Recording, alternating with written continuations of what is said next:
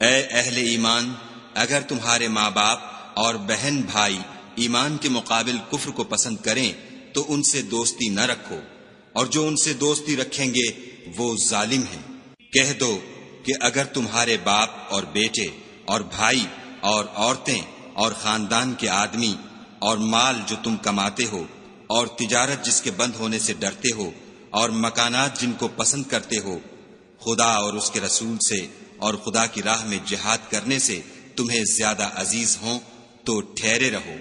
یہاں تک کہ خدا اپنا حکم یعنی عذاب بھیجے، اور خدا نافرمان لوگوں کو ہدایت نہیں دیا کرتا۔ خدا نے بہت سے موقعوں پر تم کو مدد دی ہے،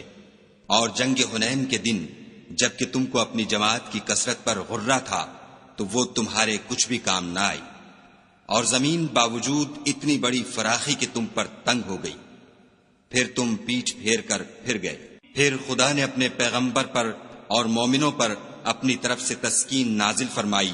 اور تمہاری مدد کو فرشتوں کے لشکر جو تمہیں نظر نہیں آتے تھے آسمان سے اتارے، اور کافروں کو عذاب دیا، اور کفر کرنے والوں کی یہی سزا ہے۔ پھر خدا اس کے بعد جس پر چاہے مہربانی سے توجہ فرمائے،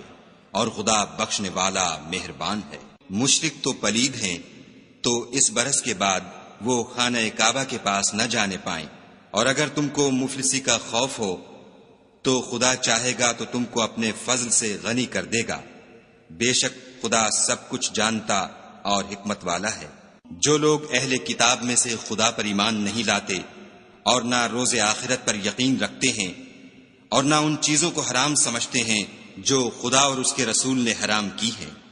اور نہ دین حق کو قبول کرتے ہیں، ان سے جنگ کرو یہاں تک کہ ذلیل ہو کر اپنے ہاتھ سے جزیہ دیں۔ اور یہود کہتے ہیں کہ عزیر خدا کے بیٹے ہیں، اور عیسائی کہتے ہیں کہ مسیح خدا کے بیٹے ہیں، یہ ان کے منہ کی باتیں ہیں۔ پہلے کافر بھی اسی طرح کی باتیں کہا کرتے تھے، یہ بھی انہی کی ریس کرنے لگے ہیں، خدا ان کو ہلاک کرے، یہ کہاں بہہ کے پھرتے ہیں۔ انہوں نے اپنے علماء اور مشائخ اور مسیح ابن مریم کو اللہ کے سوا خدا بنا لیا، حالانکہ ان کو یہ حکم دیا گیا تھا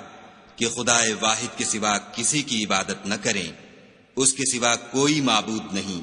اور وہ ان لوگوں کے شریک مقرر کرنے سے پاک ہے۔ یہ چاہتے ہیں کہ خدا کے نور کو اپنے منہ سے پھونک مار کر بجھا دیں، اور خدا اپنے نور کو پورا کیے بغیر رہنے کا نہیں۔